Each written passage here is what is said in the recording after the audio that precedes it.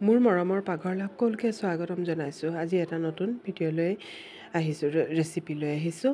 তাৰ কাৰণে মই এটা এগলেছ কেক এটা বনাইছোঁ আৰু একেবাৰে পাতলকৈ কেকটো বনাই লৈছোঁ। কেকটো বনোৱাৰ সময়ত মই দেখুওৱা নাই, কাৰণ মোৰ চেনেলত বহুত ধৰণৰ কেক দিয়াই আছে।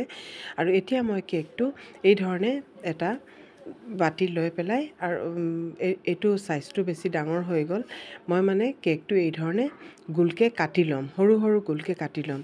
এই যে ল'ৰা ছোৱালীয়ে যে চকোপাই খায় যে, এই ধৰণে মই অলপ বনাবলৈ ট্ৰাই কৰিছোঁ, কাৰণ মোৰ ল'ৰাটোৱে যিহেতু কৈ আছিলে এই ধৰণে বনাবলৈ, তো মই ভাবিলোঁ আজি বনাওঁচোন। আৰু মই দুই ধৰণৰ শ্বেপৰ বনাইছোঁ, এটা সৰু আৰু এটা ডাঙৰ শ্বেপৰ। এই ধৰণে মই বনাইছোঁ। কেকখিনি মই এই ধৰণে কাটি লৈছোঁ। তেতিয়া কাটি ল'লে মানে দেখিবলৈও খুব ভাল হয়, ল'ৰা ছোৱালীয়ে খুব ভাল পায় খাবলৈ।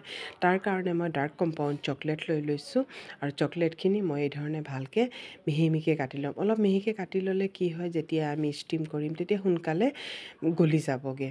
আৰু এই ধৰণে মই গোটেইখিনি ভালকৈ কাটি ল'ম। আৰু এয়া চাওক, মই এই শ্বেপৰে এই ধৰণে মিহিকৈ গোটেইখিনি কাটি ল'ম। আৰু যদি মোৰ ভিডিঅ'বোৰ ভাল লাগে তেতিয়াহ'লে প্লিজ মোৰ চেনেলটো লাইক কৰিব, ছাবস্ক্ৰাইব কৰি দিব। আৰু এতিয়া মই গোটেইখিনি কাটি ল'লোঁ, মোৰ যিমানখিনি দৰকাৰ এইখিনি মই কাটি ল'লোঁ। কাটি পেলাই এতিয়া মই এটা বাতিত এইখিনি ঢালি ল'ম। ঢালি পেলাই আৰু এটা চচপেনত মই পানী উতলিবলৈ থৈ দিছিলোঁ। পানীখিনি উতল আহি গ'ল, সেই সময়ত মই বাতিটো ইয়াত পাতি দিছোঁ। বাতিটো দি পেলাই অলপ মাজে মাজে মই লৰাম। আৰু ইমান গৰম হয়, ভাপ আহি আছে চচপেনটোৰ চাৰিওফালেদি, আৰু সেইকাৰণে মই আৰু এতিয়া চাওক এইখিনি অলপ গলি গ'ল। কিন্তু ইয়াত মানে কি হয়, অলপ বাটাৰ দিম, শ্বাইনটো আহিবলৈ অলপ বাটাৰ দিম মই। আৰু মই অলপ বাটাৰ কৰিছোঁ, বাটাৰখিনিও অলপ দি পেলাই মই ভালকৈ এইখিনি গলাই ল'ম আৰু ভালকৈ লৰাই ল'ম। আৰু এতিয়া এইখিনি অলপ যেতিয়া ভালকৈ গলি যাব, তেতিয়া মই কি কৰিম, অলপ ফ্ৰেছ ক্ৰীম মই অলপ ব্যৱহাৰ কৰিম। আৰু অলপ মই ফ্ৰেছ ক্ৰীম ব্যৱহাৰ কৰিম। আৰু এয়া চাওক, ফ্ৰেছ ক্ৰীম ব্যৱহাৰ কৰাৰ পিছত চাবচোন ইমান ধুনীয়া এটা কালাৰো আহি যায়, শ্বাইন এটাও আহি যায়। কিন্তু বেছি ব্যৱহাৰ নকৰিব, নহ'লে কি হ'ব, হেৰিখিনি ঢিলা হৈ থাকিব। যিখিনি আমি চকলেট কোট কৰিম কেকত, এইখিনি ঢিলা হৈ থাকিব। আৰু এটা কথা, এইখিনি যেতিয়া যদি ঠাণ্ডা হৈ যায় তেতিয়া কিন্তু কেকত ভালকৈ নহ'ব।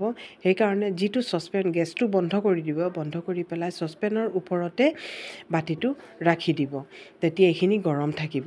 আৰু ইয়াত মই এটা মিল্ক কম্পাউণ্ড চকলেট লৈ লৈছোঁ, আৰু লৈ পেলাই ইয়াত আপোনালোকে মিল্ক পাউডাৰ আৰু ফ্ৰেছ ক্ৰীমেও ব্যৱহাৰ কৰিব পাৰে। আছিলে এটুকুৰা মিল্ক চকলেট, আৰু ইয়াত মই দি দিছোঁ এইখিনি গ্ৰেট কৰি পেলাই, আৰু অলপ মিল্ক পাউডাৰ দিছোঁ আৰু ফ্ৰেছ ক্ৰীম দি পেলাই এইখিনি এটা পেষ্ট বনাই ল'ম ভিতৰত দিবৰ কাৰণে।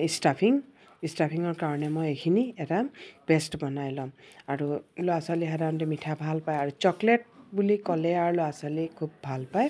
সেইকাৰণে মই ইয়াত অলপ চকলেট ব্যৱহাৰ কৰিছোঁ। আপোনালোকে যদি এইটো চকলেট দিব নিবিচাৰে তেতিয়াহ'লে মিল্কী বাৰো দিব পাৰে, বা ডেইৰী মিল্কো দিব পাৰে, যিটো আপোনালোকে ভাল পায়।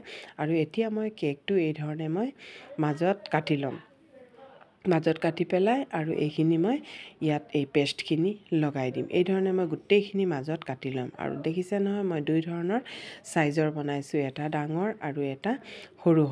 সৰুকেইটাও ইমান কিউট লাগিছে চাবলৈ, যেতিয়া চকলেটখিনি হৈ যায় ইমান ভাল লাগিছে দেখিবলৈ। আৰু এতিয়া মই পেষ্টখিনি এই ধৰণে মই ভিতৰত লগাই ল'ম। এয়া চাওক, এই ধৰণে মই লগাই ল'ম। কিন্তু যেতিয়া ঠাণ্ডা হৈ যাব তেতিয়া কিন্তু পূৰা টান হৈ যাব, পেষ্টখিনি পূৰা টান হৈ যাব এইখিনি। আৰু এই ধৰণে মই অলপ প্ৰেছ কৰি পেলাই এইখিনি গোটেইখিনি মই লগাই ল'লোঁ। আৰু এতিয়া চাওক, এইখিনি মই প্ৰথমতে মোৰ কি হ'ল, মই বাতিটো চচপেনৰ পৰা কৰি দিছিলোঁ, তলত থৈছিলোঁ, সেইকাৰণে কি হ'ল, চকলেটখিনি অলপ ঠাণ্ডা হৈ গ'ল। চাওকচোন, অলপ গোট মাৰি গৈছে। এয়া চাওক, একেবাৰে গোট মাৰি গৈছে, কেনেকুৱা হৈ গৈছে।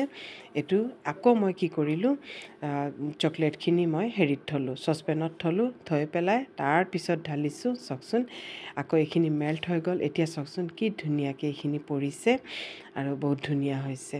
এয়া চাওক, পূৰা ছাইডেদি এখন মই পেলেট লৈ লৈছোঁ। আৰু এতিয়া